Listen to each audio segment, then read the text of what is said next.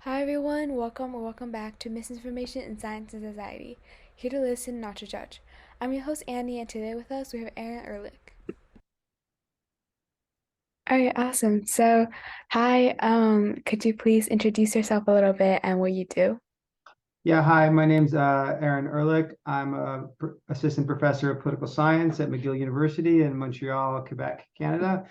And I am a political scientist by training, which means that I'm interested in questions that relate to politics in a broad sense. But I'm a quantitative political scientist and generally speaking, interested in behavioral social science more broadly. I specialize in information provision, which includes misinformation, but lots of other kinds of information as well.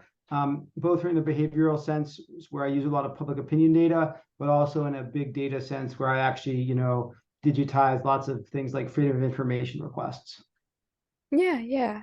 So, why did you choose this career initially, and what's like your favorite part of what you do? Why did I choose to become an academic? Yeah, sure. That's an interesting question. I'm not sure that I actually set out to be an academic. I for a long time didn't know what I wanted to do with my life, Mm-hmm. like many people. Um, and after university, I taught English in Eastern Europe, in Slovakia, and then in Russia, and got very interested in that part of the world. And I went back and did a master's degree, um, and was interested in kind of working in international development. And so after I did the master's degree, I moved to the country of Georgia, where I worked for an NGO that was helping, as you may or may not know,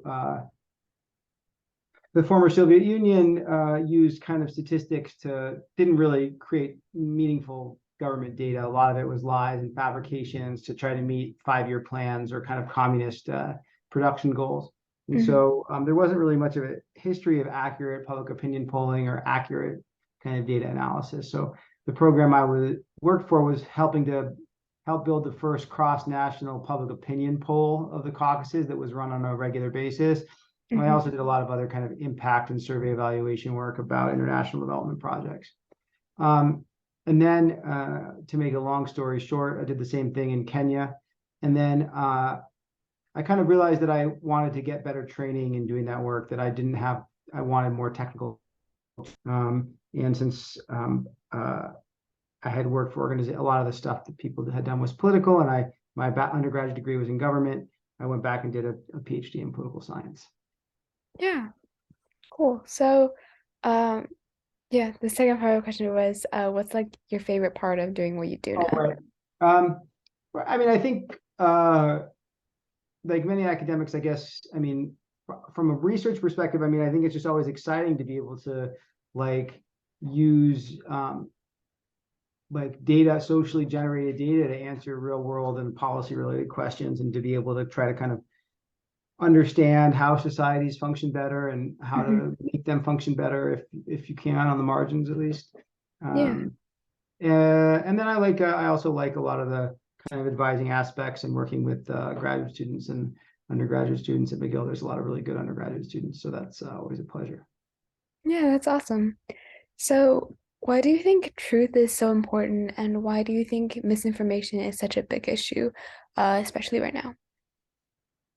Well, I'm not sure it's always a big issue, actually. Um, I think often actually people sometimes make it out to be a bigger issue than it is. And Hmm. so actually one has to be cautious about, I think, providing a slightly more nuanced view about when misinformation or disinformation is problematic and when um, it's been overhyped, Hmm. so to speak. Um, so, I mean, I think probably many of your guests have talked about a lot of the worries of disinformation, which are certainly out there. And I don't want to discount them and say that they're totally, not important. But Yeah. but some of my work in Ukraine, for example, shows that disinformation may be less important in Ukraine than one might expect. Hmm. Um, so is because on a kind of mid-range theoretical level, there's a lot of scholarship that says that if we believe in a kind of democratic context, where people are making informed decisions, albeit ones based on a lot of shortcuts. And that those informed decisions have to be based on some kind of real kind of being able to touch base with the best knowledge, factual knowledge, scientific knowledge available. Like it is, we don't want to make decisions about who we elect as leaders and what kind of policies we want based on fraudulent or fabricated data, because then the whole system breaks down. You know, you can invest a lot of money in election machines because you think there was fraud, but if there wasn't fraud, then maybe that's not the best and most efficacious use of money. So there can be a lot of misdirected, you know, public from a political science perspective. One of the main problems is that it fundamentally misdirects public policy in directions that may not be very good if people actually knew what had better information or more scientifically valid information, that they may not make those decisions. Yeah, I think that makes sense. Yeah. Yeah, so what do you think is like the worst type of misinformation then? Well, I mean, I think it's exactly that misinformation that catches on and misleads the public, such that they then base decisions off that misleading information. Mm. Yeah. So like, yeah, So I mean, I guess one of the example, I mean, it can be very, very pernicious, in the context of, 2016 in the US, there was certainly quite a bit of that. And it's particularly pernicious when it comes from elected political leaders that people have trust in. Where the people in a democratic context, the people that you actually have entrusted to run things are lying to you. They are telling you things that are actually fundamentally false. Yeah. I mean, I don't spend a lot of time studying the U.S., but Russia is not a democratic country, but has a really, really, really strong kind of very, very active, particularly domestically, disinformation apparatus, and much of the population is fully buys into that. Yeah. I think those are very great examples. So, could you go into a little bit more like detail into like how you, um, like how your work relates to, or like what your work is like surrounding misinformation? Yeah. So I Yeah. mean, I, like many people who have at least do some of their work in the former Soviet Union, got very concerned. Lots of people were working on it in the U.S. context, Russian disinformation, but actually got very concerned about what Russian disinformation was doing in its near abroad. So in countries that abutted Russia, that many of whom have large populations that consume media from Russia, and speak often, and many who speak Russian as well. And there's a whole EU apparatus called EU versus Disinfo. It's part of like a strategic communication initiative on the part of the EU that is also very concerned about this kind of pro-Kremlin propaganda seeping into European Union countries, but also countries that are adjacent to the European Union who have some kind of accession agreement to the European Union or have aspirations of joining the European Union at some point in the future. Yeah. So that's how I got that. And so I've done a lot of other kind of information work related about how to change people's perceptions related to corruption, and was very interested in media effects generally. So that's how I got into it. And so my first studies doing that, we actually drew stories. So the EU versus Disinfo, this European initiative, basically collects and categorizes, different types of narratives. I mean, themes of stories or types of stories. I mean, they link them to real stories, but the same kind of story gets disseminated in many different ways. So I started categorizing and tagging all these kind of disinformation stories that seem to be kind of pro-Kremlin. I don't say pro-Russia because it's often hard to know if the Kremlin itself is doing it or people who just really love what Putin is doing it. But it's hard to know who exactly the actor is. but we start so we were kind of we became interested in how these stories were being received by the Ukrainian population basically, and so we ran a bunch of studies in Ukraine asking people how much they thought these pro-Kremlin stories were, how true people they thought these pro-Kremlin stories were. And now I've kind of moved on, and I have a bunch of other similar work in process in the same vein. But basically, you know, both how much of this and what type of it are people believing, what matters in terms of like, does it matter if people are reading it in Russian or in a local language like Ukrainian, and other questions like can we actually do anything in Russia to change people's opinion, because it's there's still it's hard for people in North America to believe, but it's there's still a lot of widespread support and belief in pro-Kremlin view of the world. Mm-hmm. Yeah. Um, so what do you think about the invention of like technology and its like impact Invention of on technology? That's a really hard question. I'm joking. The invention of what technology? just like technology in general and like how it's like impact misinformation, like the spread of it and stuff like that? Right. I'm not. I'm not like I hesitate to kind of comment too far outside of my domain of expertise. Mm-hmm. Um, I mean, as you alluded to, I mean, people have fundamentally changed the way they interact with information. So people are getting information in many new ways, and Mm-hmm. this has a lot of potential upsides and potential downsides, right? Um, and I think we're seeing a lot of the downsides emerge now. People, I think, were much more optimistic when, in the age of the Arab Spring, where they thought social media and these new kind of technological ways that people were going to consume and get information was going to kind of fundamentally democratize a lot of the world through kind of better access to information.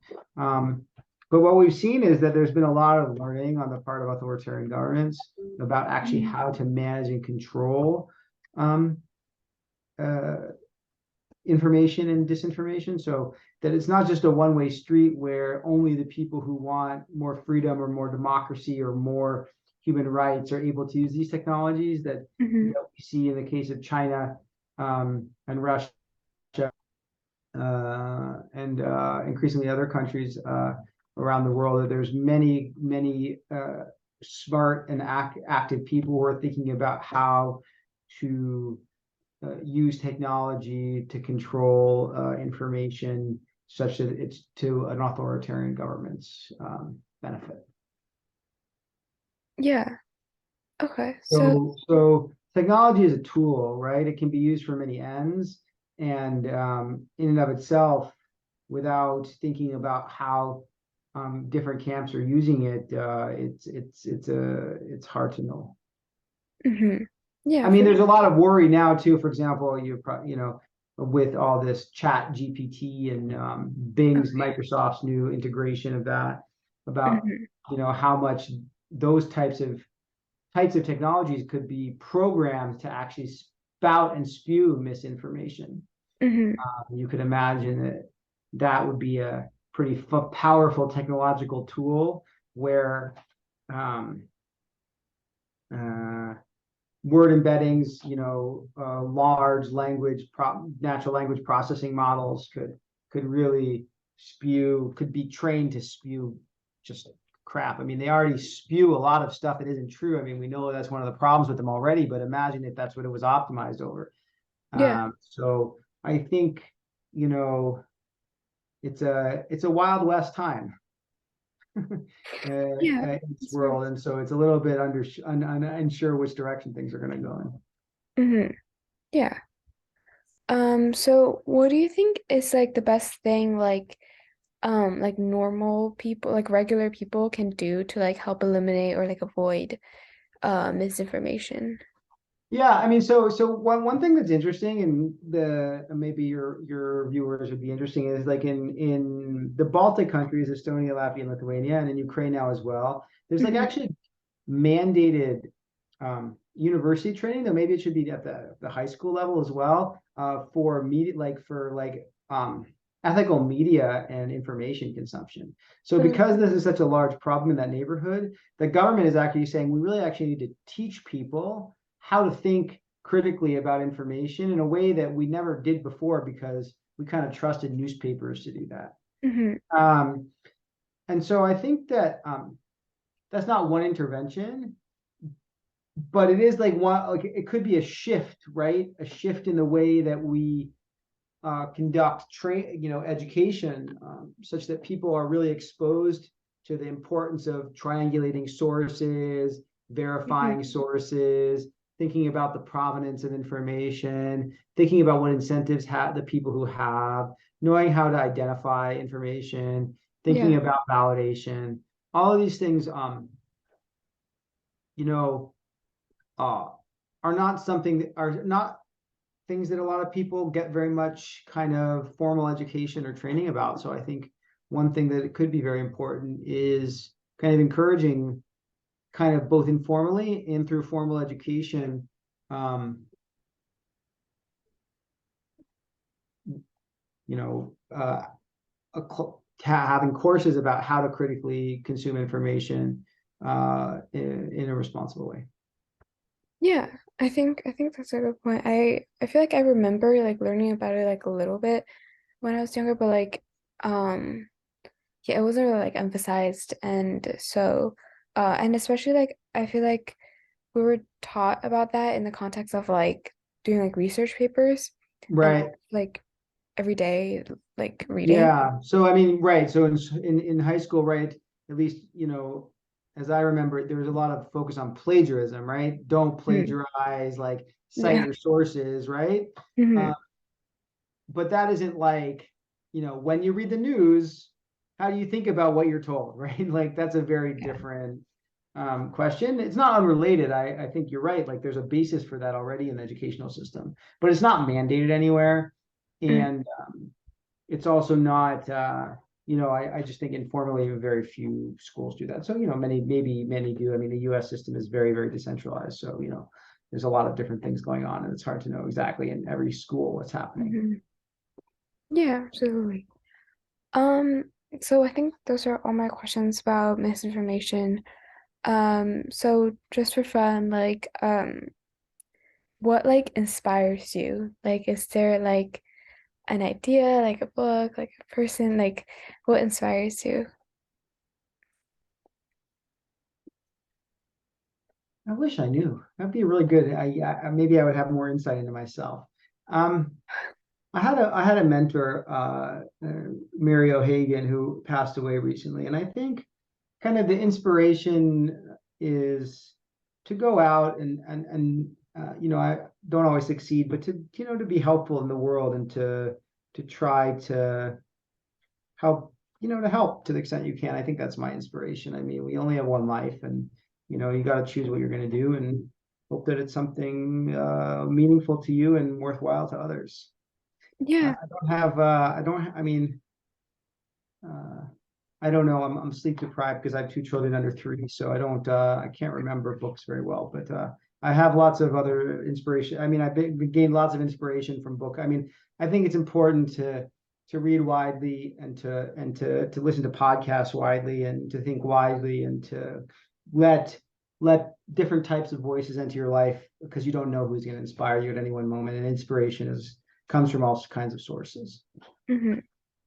Yeah, those are some really good advice as well. I'm not sure, but you'll take it with a grain of salt. Yeah. What inspired you? Can I ask you a question? Yeah. What I mean, inspired you to do this podcast? Where do you find inspiration? oh, for this podcast Yeah. specifically. So I started this project in February of last year, so like a year ago. Uh-huh. Um, and I started because well, I had been like noticing a lot of like misinformation here and there, like especially Hmm. on Twitter. I was on Twitter a lot at that Hmm. time. Not anymore, but and then I read like an article that like specifically talked about it, and I was like, oh yeah, like I want to know more about like everything related to that, and especially like in like different fields as well. So I've Yeah. talked to like astronomers and like nutritionists and stuff. So just like talking to Mhm. like us or like environmental scientists, like as many people from like as many like different fields as I can Right. to like learn about like different sides of the issue, I guess, and what people think about it. Mhm. And so yeah, I just kind of like reach out to people and talk to Yeah, it them. seems like a lot of people were responding, so that's cool. Yeah, Uh, it's in the beginning it was like a little hard. Like I would like send yeah. like a lot and there would be like one reply, but recently it's been Yeah, I mean, it's easier, I think, probably once people can click on your channel and see that you've done a bunch and people be like, yeah. keep going. It's easier once you get started. Life is kind of like that generally, I think. It's easier to get the next job once you've had one. Uh, Uh-huh.